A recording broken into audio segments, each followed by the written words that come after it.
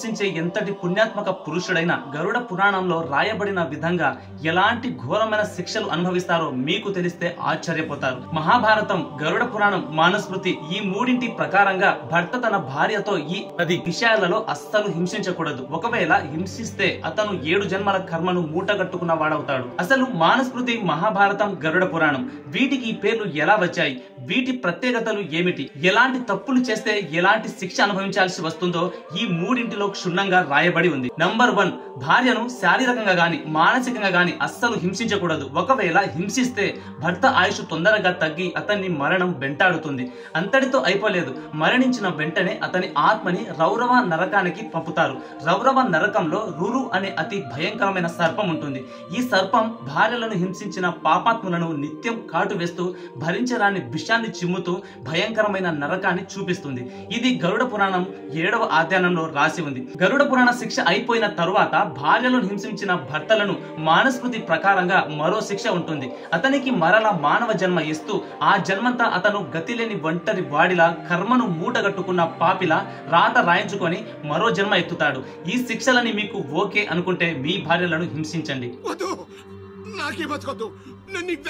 Point number 2, భార్యను నమ్మించి పరాయి స్త్రీతో సంబంధం పెట్టుకొని పరాచకాలు ఆడిన ఎంతటి పుణ్యాత్మక పురుషుడైనా సరే గరుడ పురాణం ప్రకారంగా మరిగే నూనెలో వేసి భయంకరమైన శిక్షను విధిస్తారు.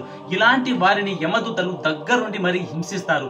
ఈ ప్రక్రియ పేరే కుంభినిపాక నరకం అంటారు. దీని అర్థం ఏమిటంటే యస్తు భార్య మపరిజత్య పరస్త్రీషు రమేత్ నరం సుకుంభినిస్కే గోరే పచ్చతే కాల సత్య. ఇది గరుడ పురాణంలోని 10వ శ్లోకంగా రాయబడింది. పాయింట్ నంబర్ 3, భార్య ఎలాంటి తప్పు చేయకున్నా చప్పుడు మాటలు విని భార్యను 10 మందిలో అవమానించకూడదు. ఒకవేళ భర్త అవమానించినట్లయితే భర్త మరణించిన తరువాత మరో జన్మలో అతను నిత్యం అవమాన పాల్పడుతూ బాధను దిగమిగుతూ జీవించడం జరుగుతుంది. దీనితో పాటు మానుస్మృతి గ్రంథం ప్రకారంగా స్త్రీని అవమానించే భర్తకు జీవితం నరకంలా ఉంటుంది. ఇది మహాభారతంలోని అనుశాసన పర్వం 88వ అధ్యాయంలో కూడా రాయబడింది. పాయింట్ నంబర్ 4, భార్య ఇష్టాలను తెలుసుకోకుండా తన పట్ల ప్రేమను రాగాలు పంచకుండా తనను నచ్చని పనులను బలవంతంగా చేయించడం, తన ప్రేమేం లేకుండా భార్య సంతోషాలను దూరం చేసిన భర్తలను మరో జన్మలో పెళ్లి యోగం నోచుకొని శాపంలా మూటగట్టుకుంటారు. పాయింట్ నంబర్ 5, పెళ్లైన తరువాత భార్య భర్త ఇద్దరు సమానమే, ఆడదే కదా అని తన హక్కులను ఉల్లంఘించిన, పుట్టింటి వారితో బంధాన్ని వ్యతిరేకించిన, ప్రతి చిన్న విషయానికి ఆడవారి కంట్లో నీరు తెప్పించే ఏ పురుషుడైనా సరే తన తదుపరి జన్మలో చాలా పేదరికాన్ని చవిచూసి జీవితం భారమై ఆ పేదరికంలోనే మరణిస్తాడు.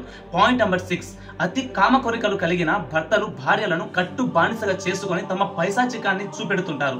ఆడవారి అనుమతి లేకుండా ఆడదే కదా అనే అహంతో కామంతో కళ్ళు మూసుకుపోయి వారితో వీర్యాన్ని తాగించే భర్తలను గరుడ పురాణంలో రాయబడిన విధంగా లాలా భక్షణం అనే నరకానికి పంపించి విషాన్ని తాగించి మరీ చిత్రవద చేస్తారు. పాయింట్ నంబర్ 7, ప్రేమించిన ప్రియురాలిని ఇతరుల భార్యలను అక్రమంగా లోబరుచుకొని అనుభవించే పాపాత్ములను, అవసరం తీరే వరకు భార్యను వాడుకొని వదిలేసే వాళ్లను, అవసరం తీరే వరకు భర్తను వాడుకొని వదిలేసే ఆడవాళ్లను, వీరిద్దరిని శిక్షించడానికి సాక్షాత్తు ఆ యముడే ఈ మహారౌరవం అనే నరకానికి పంపుతాడు.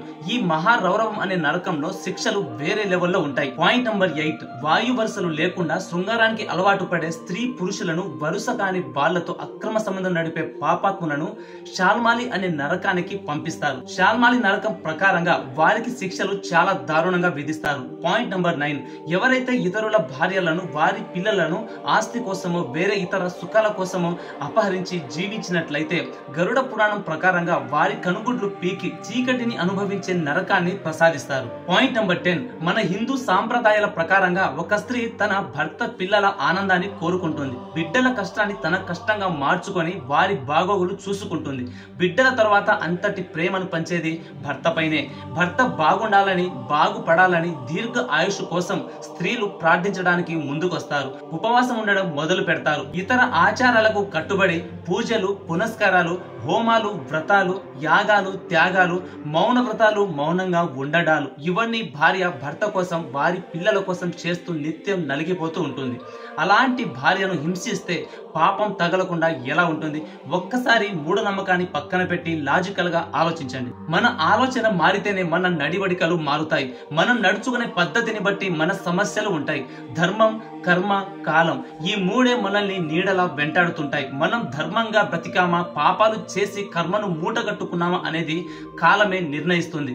మనం ఎవరికి సమాధానం చెప్పకపోయినా పర్వాలేదు కానీ కాలానికి మాత్రం ఖచ్చితంగా చెప్పే తీరాలి. ఇదే సైన్స్. మీ అందరికీ అర్థమైన భాషలో చెప్పాలంటే ఇదే లాజికల్ పాయింట్. మీరు మూఢనమ్మకాన్ని నమ్మరు కాబట్టి నేను ఈ రూట్ లో చెప్పాల్సి వచ్చింది. ఒక్కటి గుర్తు పెట్టుకోండి, నాకు చావే లేదు అని బ్రహ్మదేవునిచే వరం పొందిన రావణాసురుడే చెల్లెలు చెప్పుడు మాట విని రాముడి భార్య అయిన సీతను అపహరించి ధర్మం తప్పాడు. కర్మ వెంటాడింది, కాలం నిర్ణయించింది కాబట్టే రాముడి చేతిలో చచ్చాడు. లేదంటే రావణాసురుడికి ఈ సృష్టిలో చావే లేదు.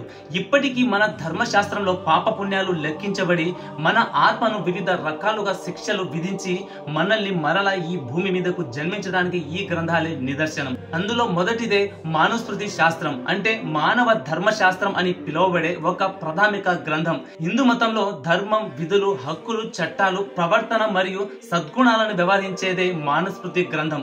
ఇక రెండవది మహాభారతం. మహాభారతానికి అసలు పేరు జయ సంహిత.